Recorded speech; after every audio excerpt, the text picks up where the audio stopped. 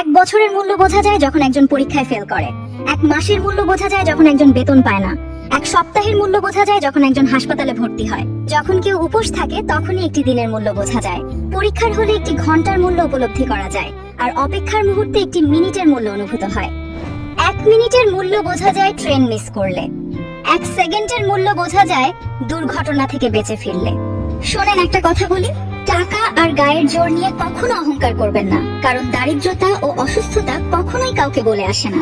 যৌবন ও সৌন্দর্য নিয়ে কখনো বড়াই করবেন না, কারণ মৃত্যু ও বার্ধক্য কখন চলে আসবে আপনি নিজেও টের পাবেন না। এটাই বাস্তব।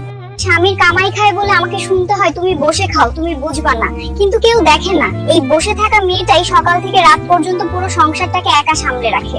তার পরিশ্রমের কোনো বেতন নাই, শুধু কথার আঘাতটাই প্রতিদিন হিসেব হয়ে জমা হয়। সে অর্ধেক সত্য জেনে কখনই কাউকে বিচার করতে যাবেন না। মনে রাখবেন, কারো শূন্য হাত মানেই এই নয় যে সে আপনার কাছে চাইতে এসেছে। এমনও তো হতে পারে সে তার সর্বস্ব বিলিয়ে দেওয়া একজন দানবীর বা দাতা। মানুষের বাইরের রূপ নয়, ভেতরের গল্পটা বোঝার চেষ্টা করুন।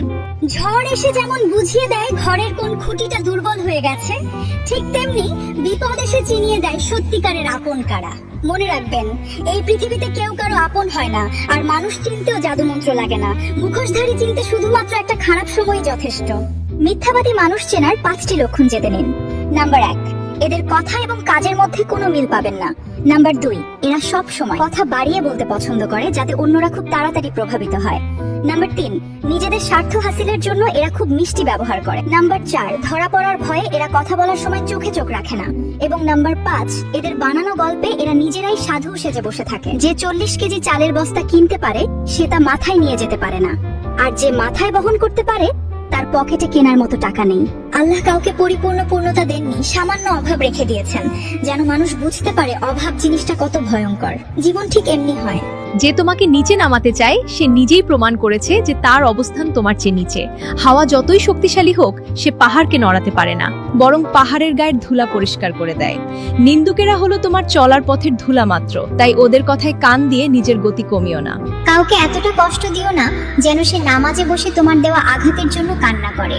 মনে রেখো, ভাঙা হৃদয়ের দোয়া খুব ভারী হয়, আর সেই দোয়া সরাসরি আল্লাহর দরবারে পৌঁছে যায়। কারো চোখের পানির কারণ নয়, কারো মানসিক শান্তির কারণ হও, এবং হাতটা শক্ত করে ধরো। সময়কে প্রশ্ন করেছিলাম আমার অপরাধটা ঠিক কি ছিল। সময় মুচকি হেসে উত্তর দিয়েছিল, তোমার অপরাধ একটাই, তুমি মানুষ চিনতে ভুল করেছো। ভুল মানুষকে বিশ্বাস করে তুমি তোমার জীবনটা তার হাতে তুলে দিয়েছো, আর সেই সুযোগে তোমাকে সে টিস্যুর মতো ব্যবহার করেছে।